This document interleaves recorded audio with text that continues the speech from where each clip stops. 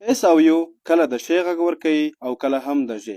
وګورئ که اس او یو د کلمې په سر کې راشي نو معمولا د شی غږ ورکوي، لکه شوګر بوره، شور ډاډا حتما.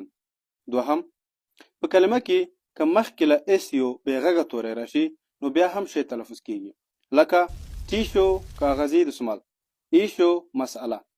دریم که مخکې له اس یو غږ لرونکی حرف راشي نو ژ تلفظ کیږي، لکه measure اندازه کول، pleasure خوند خوښی. اوس دوستانو تاسو دا کلمه ولولئ، دلته اس یو د ژ غږ ورکوي او که د ش. تاسو په کومنټ کې راته ولیکئ.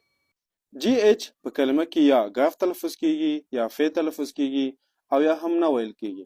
وګورئ که د کلمې په سر کې راشي نو غاف تلفظ کیږي، لکه ګوست ګول. که د کلمې په مابین کې راشي یا هم د کلمې په منځ کې راشي نو اکثره وخت نه ویل کیږي، لکه نایت رایت.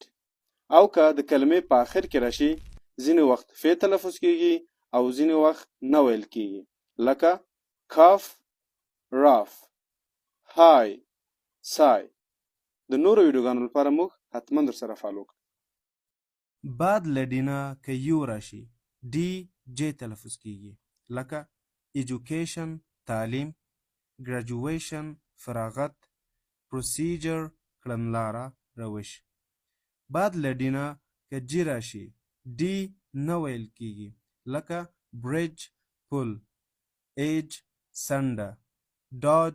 د دې معنی تاسو په کومنټ کې راته ولیکئ.